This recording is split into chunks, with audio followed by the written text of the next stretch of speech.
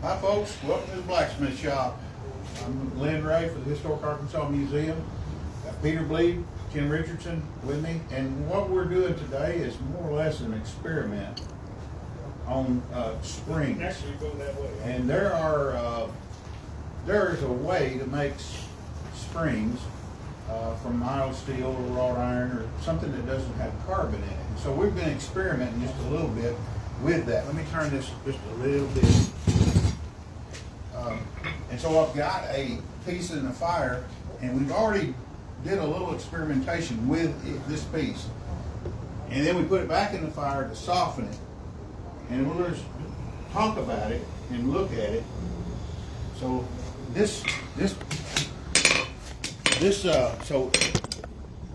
little flap or thin part on top is the part that I'm calling the spring.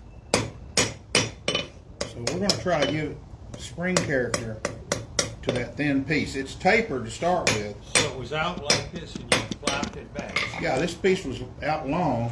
We folded it back and put a little weld in it for about a 1/2 inch. And then we're going to add some springiness to that piece and make it kind of lift up and see if we can turn mild steel into spring. And really what we're doing is work hardening it. Think about it like a coat hanger that you I'm gonna leave that out. I actually want it to cool off a little bit. I'll quench it actually here in a second. But you've probably been out with needing some wire to cut some wire, and you don't have your pliers with you. So you bend it back and forth, and finally it starts stiffening up. And then it becomes so brittle that it'll snap, it'll break. So the motion that you have in the wire that makes it stiffer is called work hardening. So that's what we're doing with this little flap here, and eventually, yeah, we folded it over, but it was not work hardened when it was out here. We folded it over, and then we're going to cool it, and we're going to apply pressure to it, and repeated overlapping circular hammer blows to the surface, and that will just do the same as that coat hanger that you bend back and forth. We're going to work harden this spring and it'll lift up. We may have to physically lift it up. No, it's still several hundred degrees. Yeah, we're going to cool it Just heard off. the quench. We want to work that. We want to work it while it's cold. So, Was it? Can you hand me that price piece, that chisel thing? So what we're going to do while it's soft, we're going to actually bend it into an up position. So we're going to assume that travel distance right there is your working range of the spring, the working range. So it's this long, but it has that working range. And that ratio of length times working range is something that I would use as a calculation or just a rule of thumb when I want to decide what it's going to be used for, whether it be a gun lock. So I'm just starting back here near the weld. I'm going to put a little bit of hardness up here near the weld. And the hammer blows are kind of light but circular. Notice that they're real flat, real. Oh yeah, very flat. We're just compressing the material cold. And there's no ping to that bounce. That steel is just absorbing it so that And it's also tapered. The whole thing is tapered out before you ever bend it over. Yeah. So it's thin on the end and thicker in here. And that taper is very important. Yeah. That taper gives you the physical shape that you need. Notice there's no heat. The water that's on there is not being burned. So I can actually compress that and it springs back now.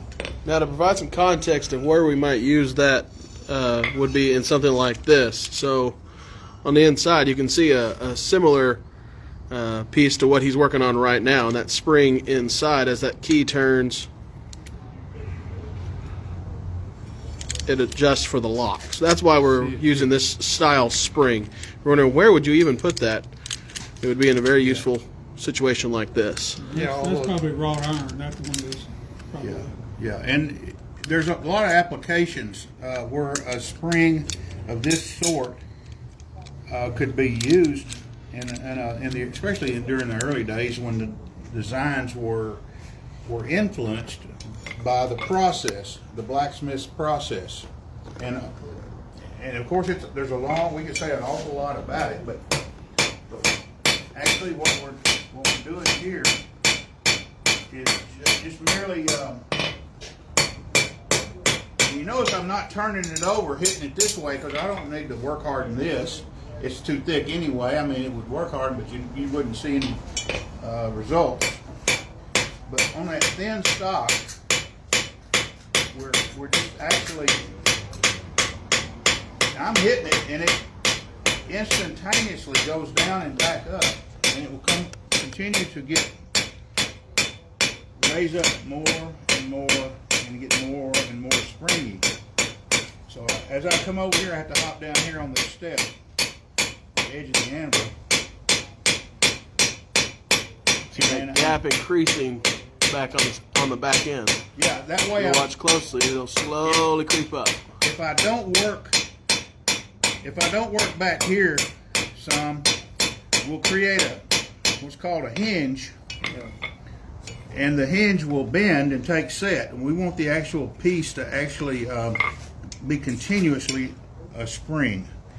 So we want it to bounce back. We want to have a working range and it to be reliable. If we go too far with this process of work hardening, we'll eventually get like the coat hanger, and it would break. So we're going midway in that process of work hardening and getting a working range and a distance where that spring can operate without breaking or taking set. And it has a little bit of a ting to it. So that tone actually, I feel like that the blacksmith would use any resource that he had at his disposal to test and judge. So I do think that the tone sometimes would tell him something. In a case like this, you got a tone. Very good. Yeah, that's a spring. I believe it's a little flat. You need A little flat. Tune it up a little bit. to tune your spring. Yeah. Well, you can tune it, and that's kind of the point of this is when it's right, you'll know it from maybe several from its springiness, but the tone, there may be another factor or two. That would be a very substantial, if you were going to use it, and this is an exercise, but if you were going to use that spring, that would be a big, solid, hard-working part of a large device. Mm-hmm. Yeah, and it might be a clock. It might be a gun lock. Something that would be bigger than either a gun lock or a clock. That would be something that would hold a hammer up in a mill. That would be a serious piece of machinery. So the length of the spring by the working range of that spring will give you a ratio. Now, in some way in engineering, that ratio to me would be important. And so the shorter you make this per working range, the more likely it's going to break. There's some point to where this length by this length is the proper ratio to make it last a long time. You're not putting any strain or extra stress on the material. Yeah. And that ensures that you're going to have a good working spring for years to come. You've given that many chances to break and to fail, and it isn't. That's ready to work. It's ready to work now. And so we did it. We went through this process to begin with. Then we put it back in the fire, and we actually pried it up and saw the weak spot. We brought it back down, and we held it and pried it up again, and found another spot. we imparted a good bend to it, so it took set. And then we flattened it all back out, got it to lay down good, and then we rework hardened in a circular, remember that systematic overlapping little hammer blows, and all over the surface of this, and we made it into another spring out of the same piece that we'd already done once and released the tension on it. So it just means that it's predictable, you have control of it. It's just another little technique that the old blacksmith, gunmaker, clockmaker, craftsman could use to use what materials that he had available. So Even the music box people probably. yeah, if you just needed a little pressure in one place, even if it's just a latch, the lid were closed, you could make a spring out of mild steel or wrought iron, something that didn't have any carbon in it. And that's where it all kind of started. We were talking about some of the early steels that were made for making fire back in biblical days, where they didn't have any real steel. They had to take the raw iron and make it hard. How do they do that? And this is one of the ways. Plus case hardening. Case hardening, maybe, yeah. And we don't have all the answers, but we're experimenting and we're trying and we're testing. So we wanted to share a little bit of that with you, and we hope you enjoyed that, and I appreciate Peter and Tim helping me with this, because we're all a part of this, and just the questions that are asked at our blacksmith shop, some of those questions spring from, I said spring, springs from some of our show and tell objects that are brought, and it leads to conversation, and then it leads to testing. So that's kind of the value of our shop here, and we appreciate the museum allowing us to do this, because we learned so much. But we're glad you was able to share it with us. And again, for the Historic Arkansas Museum, Peter Bleed, Tim Richardson, I'm Lynn Ray.